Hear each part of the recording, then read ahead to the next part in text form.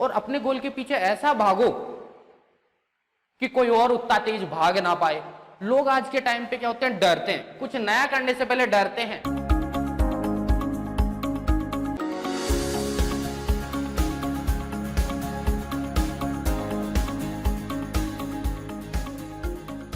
है guys, this is apex studies. आज का जो अपना वीडियो है ये बेसिकली अपने रेगुलर वीडियो से थोड़ा अलग होने वाला है। आज अब से अपन हॉनेस्ट टॉक का एक एपिसोड स्टार्ट करने वाले हैं। इसमें क्या बोलने वाले हैं, कैसे बोलने वाले ये अभी हमें भी नहीं पता, जो भी बस मन में आएगा वो बोलेंगे। जैसा कि आपको पता होगा कि आपकी जो करंट सिचुएशन चल रही है कोविड-19 के चलते हुए, ये बहुत अपन बोल सकते हैं रेगुलर से बहुत अलग है। यहाँ पे आप कुछ चीज़ों को फोकस कर पा रहे हो, कुछ को नहीं कर पा रहे हो, तो इन्हीं को लेकर अपन बात करेंगे इसमें। देखो, आपके पास में जो टाइम है एक, वो लग्जरी टाइम जो अपन एक अंडर एस्टिमेट करते हैं हर एक चीज के लिए। जैसे अपन बात करते हैं आज के टाइम की जो प्रेजेंट सिचुएशन है, इसमें भी जो आपका टाइम जा रहा है एक लग्जरी टाइम है। आप इस टाइम को कैसे मैनेज करते हो, ये आपके लिए एक बहुत बड़ा इशू है। तो अपन बात करते हैं बेसिक चीजों की। देखो, आज के टाइम पे आप कर रहे हो, एक सेलिब्रिटी है या कोई ऐसा आदमी जिसने बहुत कुछ कर लिया है, आप उसके लिए क्लैपिंग करते हो। ये चीजें आपके लिए बहुत अच्छी लगती है, आपको अच्छी लगती है, आपके चाहने वाले को अच्छी लगती है।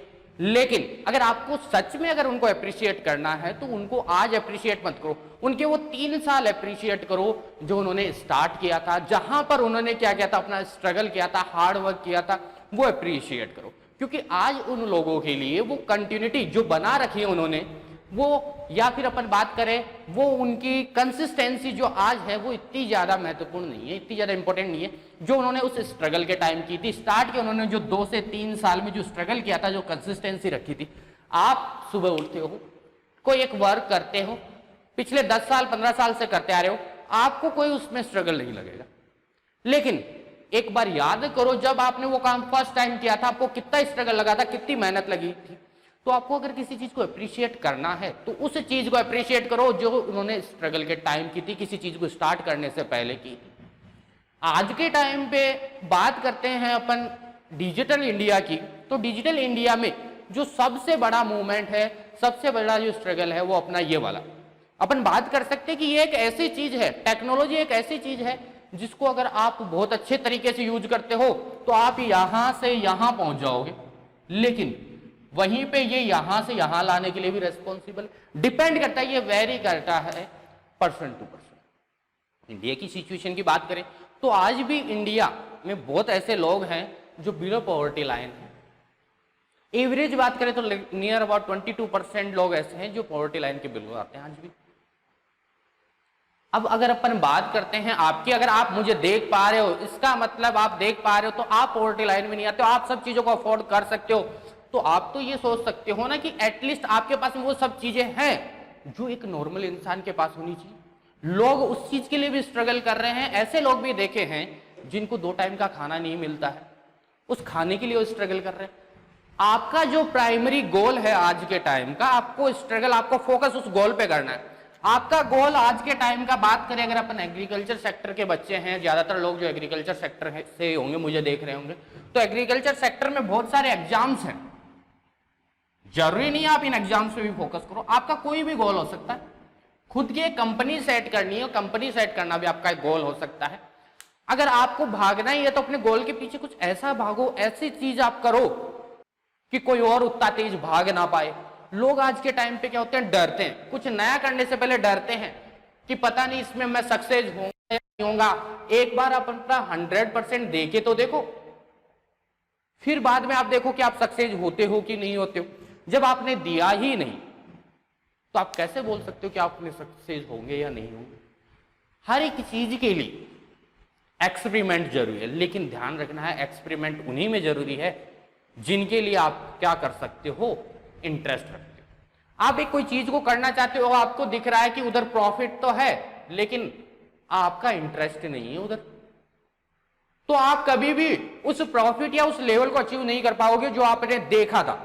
लेकिन एक ऐसा फील्ड दिखाई दे रहा है जहां पर कोई प्रोग्रेस नहीं दिख रही इतनी, लेकिन अगर आपने अपना 100% दिया और आपके इंटरेस्ट का पॉइंट रहा तो आप वहां पे भी बहुत कुछ अच्छा कर सकते हो। ये जो सारी चीजें हैं जिनकी अपन बात कर रहे हैं, ये सारी चीजें डिपेंड करती है बस आपके ऊपर, आपका इंटरेस्ट किस में है, आप क्या पढ़ते हो, आप क्या सोचते हो, क्या सुनते हो, कैसे रहते हो, ये हर एक चीज, हर एक डिसिप्लिनरी आपकी क्या करती है, इसमें एक इंपॉर्टेंट रोल प्ले करती है।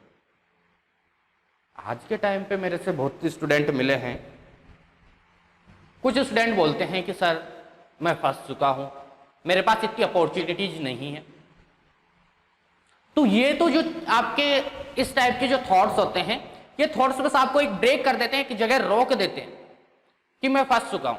कोई इंसान नहीं फंसता अनटिल अनलेस उसने खुद डिसाइड नहीं किया कि मैं फंस चुका हूं। कोई नहीं फंस सकता और ना ही कोई फंसता। वो तब तक नहीं फंसता है जब तक उसने खुद ये नहीं मान लिया कि मैं फंस चुका हूं।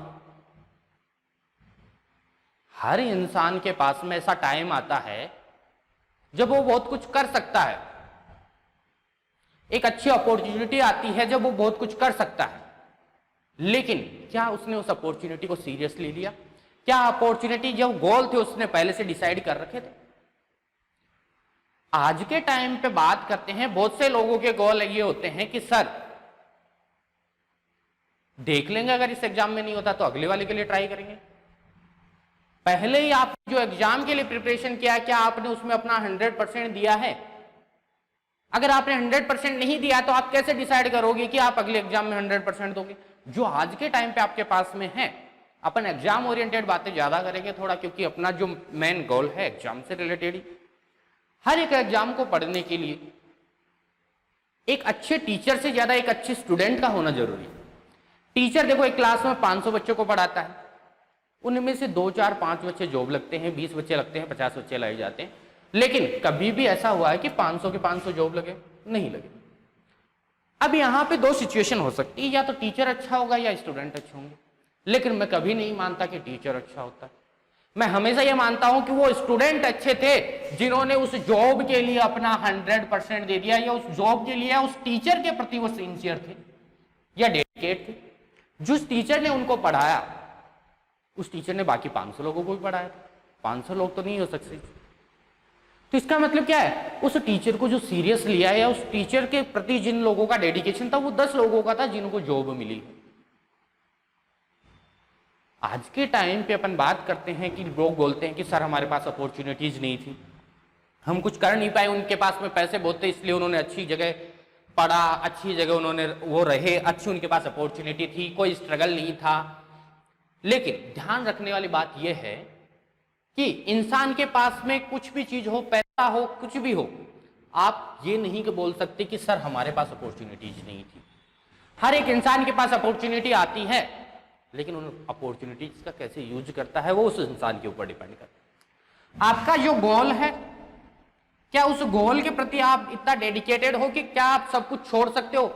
आने वाले 3 महीने आपके बैंक की प्रिपरेशन के लिए ऐसे रहने वाले हैं कि ये पूरा डिसाइड करेंगे कि आप आने वाले टाइम पे बैंकर्स बनोगे या नहीं बनोगे।